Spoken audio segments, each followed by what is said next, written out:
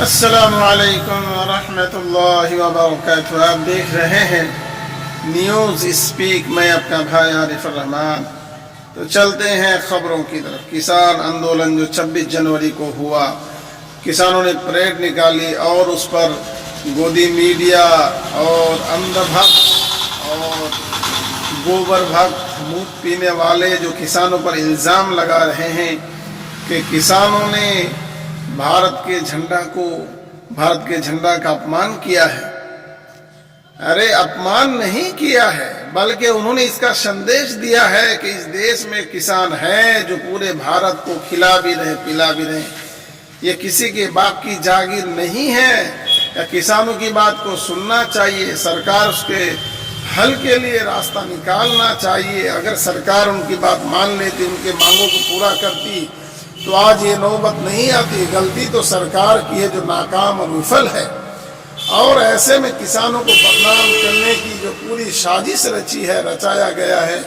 लाल किले पर झंडे को गाड़ने वाला बीजेपी का दलाल है वो दीप सिद्धू, और उसने दंगा को भड़काने की पूरी साजिश के तहत ऐसा किया कि उसको कौन लाया वहां पर? वो तो किसान नहीं। तो किसानों को बदनाम करने की पूरी साजिश के तहत ऐसा किया गया है। कुछ लोग कहते हैं कि किसानों को मुसलमानों की जरूरत थी, हेल्प की जरूरत थी। अरे मुसलमानों, मैं तुमसे कहता हूं कि तुम्हारी कोई जरूरत ही नहीं है, क्योंकि तुम्हारी कोई हैसियत ही नहीं है इस देश में। क्योंकि तुम्हारी हैसियत नहीं, तुम तो सुन्नी वहाबी बरेली और देवबंदी में बटे हुए हो। तुम्हारी वोट की जरूरत है ही नहीं, तुम्हारी हेल्प की जरूरत ही नहीं है। तुम्हारी जरूरत उस वक्त होगी जब तुम एक होगे, तुम्हारा एक वोट होगा और सरकार तय करेगी क्या करना है नहीं करना है। पर तुम्हारे तो तुम एक हो नहीं, तुम तो टुकड़ों में बटे हो। तुम जब चाहेंगे उठा कर फेंक देंगे। अगर ऐसा इस वक्त झंडा कोई मुसलमान वहां लगाता तो उस पर पता नहीं कितने धाराएं लग जाती, गोली चल जाता, हजारों लोगों की जानें चली जाती। पर ऐसा नहीं। क्यों? ये थोड़े से 4 करोड़ सिंह समुदाय जो इस वक्त इकट्ठे हैं, एक तरीद हैं और एक होकर आंदोलन कर रहे हैं, कोई रोक नहीं सकता। मुसलमान के टुकड़ों में बटे हैं। कोई कांग्रेस की गुलामी कर रहा है, तो कोई सपा की गुलामी कर रहा है, तो कोई तृणमूल कांग्रेस की गुलामी कर रहा है, कोई सीपीएम की गुलामी कर रहा है। कब तक गुलामी करोगे? दूसरे के लिए दड़ी बिछाओ और फर्श बिछाओ और झाड़ू लगाओ, कब तक करोगे? अरे हुकूमत में अगर हिस्सा चाहिए तो एक हो जाओ, और एक है मजलिस। एक ही रास्ता है जो पढ़ा लिखा आदमी ये मिला है हम लोगों को बहुत मुश्किल से, वो है मजलिस के सुप्रीमो बैश रासुद्दीन अवैसी। इसलिए एक हो जाओ, उसके बाद ही तुम्हारी कदर भी होगी, तुम्हारी हुकूमत भी होगी, तुम्हारी बात भी मानी जाएगी। और किसानों ने वहां पर झंडा नहीं गाड़ा। तस्वीरों में देख सकते हैं झंडा अलग है, किसानों का झंडा अलग है।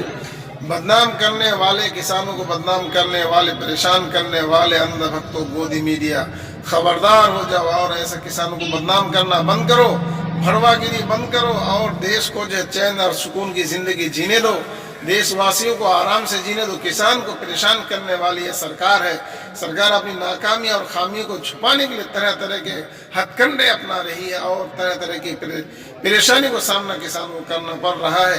ये सरकार है धोखेबाजों की, झूठ बोलने वालों की सरकार है, मक्कारों की, गद्दारों की सरकार है, जो देश को जो तबाह और बर्बाद करने पर तुली हुई चंद लोगों के टुकड़ों पर पलने वाली ये सरकार है। अपने आकाओं को खुश करने वाली ये सरकार है, जो चंद लोगों के इशारे पर ठुमके लगाती है सरकार है। और ये सरकार भारत के नागरिकों की बात नहीं सुनेगी। ये अडानी अंबानी के इशारे पर नाच रहा है, अंबानी और अडानी के इशारे पर चल रहा है। क्या ये गुलामी ने तो क्या कर रहा है? ये सरकार गुलामी कर रहा है। इसको देशवासी को जरा सी भी फिक्र होती तो उसके लिए बंदोबस्त किया होता, 26 गणतंत्र दिवस से पहले उसको समाधान किया होता। पर ये सरकार है कि अड़ियल है, अपने अहंकारी में है। क्योंकि वोटों का हिसाब तो लोग जान चुके हैं कि ईवीएम पर इसका जीव अटका हुआ है। अगर ईवीएम बंद हो जाए तो सरकार को अपनी जमानत भी जब्त हो जाए, एक वोट नहीं मिले इस सरकार को। इस वक्त जो सरकार है ये अंधभक्तों की सरकार है, गोबर दूध पीने वालों की सरकार है, जिसको हकीकत कभी समझ नहीं आती और किसानों को परेशान कर रहा है। किसान वहां पर झंडे लगाए हैं, भारत का झंडा अलग है, वो झंडा अलग से लगाया गया। ये दीप सिद्धू बीजेपी का एजेंट है, उसको आप तस्वीरों में देख सकते हैं। सनी देओल के साथ, मोदी के साथ, अमित शाह के साथ भी उसकी तस्वीर वायरल हो रही है सोशल मीडिया पर, आप देख सकते हैं।